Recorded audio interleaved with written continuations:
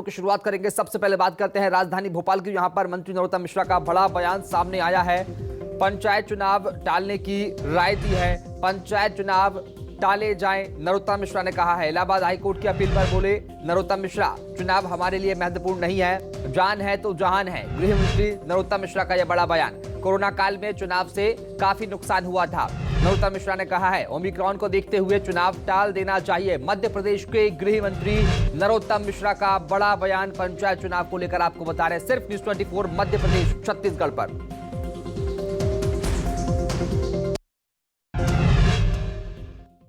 चुनाव किसी की जिंदगी से बड़ा नहीं है।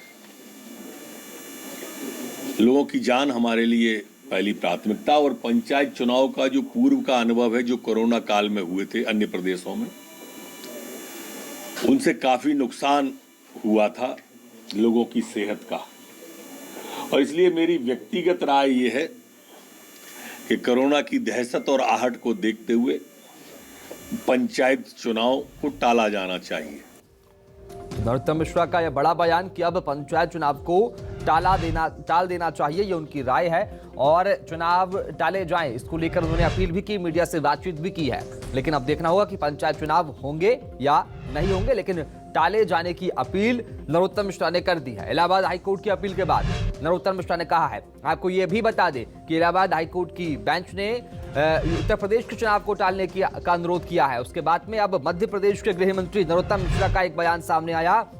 इसमें स्पष्ट रूप से कहा कि मध्य प्रदेश में भी पंचायत चुनावों को टाला जाना चाहिए, टाल देना चाहिए। इन सबके बीच में अब देखना होगा कि मध्य प्रदेश में पंचायत चुनाव कहां तक आगे बढ़ पाते हैं। फिलहाल ओबीसी आरक्षण के मसले पर पेचीदा होता नजर आ रहा है। इन सबके बीच में आज मध्य प्रदेश के गृह मंत्री नरोत्तम मिश्रा का यह बड़ा बयान पंचायत चुनाव टालने को लेकर सामने आया है। यह कहा है नरोत्तम मिश्रा ने कि पंचायत चुनाव को टाल देना चाहिए, राय दी है। ये उन्होंने मशवरा दिया है कि पंचायत चुनाव टाले जाने चाहिए, लेकिन अधिसूचना जो है वो जारी हो चुकी है। यहां तक कि पहले चरण के लिए नामांकन वापस लेने की कल आखिरी तारीख थी। इन सबके बाद में अब चुनाव हमारे लिए महत्वपूर्ण नहीं है, नरोत्तम मिश्रा का यह बड़ा बयान सामने आया।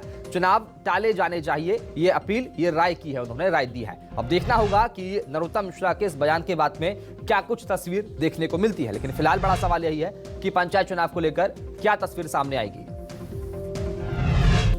और राकेश चतुर्वेदी का रुख करेंगे, भोपाल चलेंगे। राकेश, अब नरोत्तम मिश्रा का यह बड़ा बयान कि पंचायत चुनाव को टाला जाना चाहिए, क्या कुछ आगे तस्वीर नजर आ रही है आपको?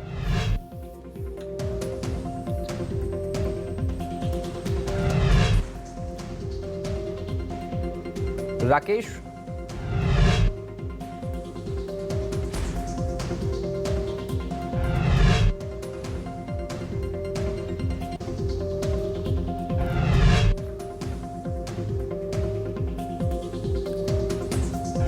और हितेश वाजपेयी बीजेपी के प्रवक्ता जुड़ चुके हैं। सर, बहुत स्वागत है आपका। और भूपेंद्र गुप्ता साहब कांग्रेस का पक्ष रखेंगे। सर, आपका बहुत स्वागत है। बड़ा सवाल मेरा आपसे दोनों से यही है। सबसे पहले वाजपेयी जी आपके पास आऊंगा। अब नरोत्तम मिश्रा का बड़ा बयान, आप ही के सरकार में मंत्री है, और ये कह दिया कि अब चुनाव टाले जाने चाहिए, ये राय दी है। इससे आप सहमत है? और अगर सहमत है तो आगे की तस्वीर क्या होगी?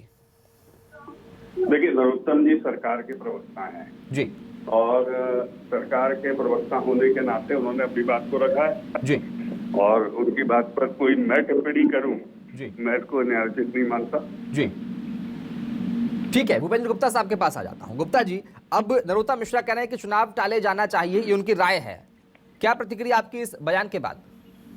ये बयान सरकार के अंदर उस बुगाहट का हिस्सा है जी, जो पाप इन्होंने जो है ओबीसी के आरक्षण को समाप्त कराने का जो साजिश की है, वो साजिश एक्सपोज हो गई है और अब कोई रास्ता बचा नहीं है। तो अब ये दूसरी गली जो है, ये पतली इनने पकड़ी है कि कोविड के नाम से पकड़ी हुई है। आप स्कूलें खोल रहे हैं, आप परीक्षाएं करवा रहे हैं, आप सारे काम करवा रहे हैं, और अब जो है कि किसी बहाने चुनाव टालना है। हम लोग तो पहले दिन से कह रहे हैं कि ये चुनाव कराना नहीं चाहते हैं, अब उसमें एक बहाना फेल हो गया है, दूसरा बहाना चालू हो गया है।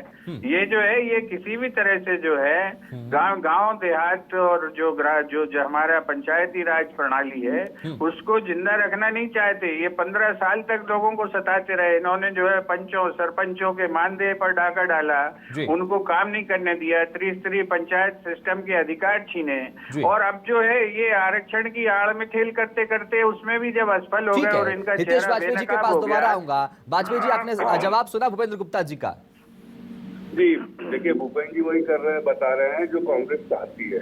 कांग्रेस हर अदालत में गई पिलर टू पोस्ट, और अंत में उन्होंने ओबीसी आरक्षण जो मिल रहा था समझ आता हूँ वो पूरा रुकवा दिया, और न केवल रुकवा दिया, हर अदालत में इन्होंने ये अपील करी कि पंचायत चुनाव रुकवा दिए जाए, और अंत में ये पूरा रायता फैल गया। और अब उस रायते को समेटने का काम हम लोग कर रहे हैं, और अभी भी आपने देखा इनने दूसरा रायता शुरू कर दिया है। आज इन्होंने उनकी बात से मैंने तो कुछ नहीं कहा, इनकी पूरी ध्वनि क्या आ रही है कि अब कोविड के नाम पे रोक दो। देखो साहब, ये ओबीसी के दुश्मन है जी, और ये नहीं चाहते कि ओबीसी को, क्योंकि ओबीसी का बहुत बड़ा वर्ग सब हमारा समर्थक है, कोई तो मत नहीं। और शिवराज जी, मोदी जी सब लगे हैं कि हम कैसे उनको साथ लेके चल सकते हो, चल रहे थे। 54% पॉपुलेशन है साहब, और कांग्रेस है कि वो अल्पसंख्यक तुष्टीकरण के अध्यक्ष में वो नहीं चाहती कि ओबीसी निकल कर सामने आए, आगे आए।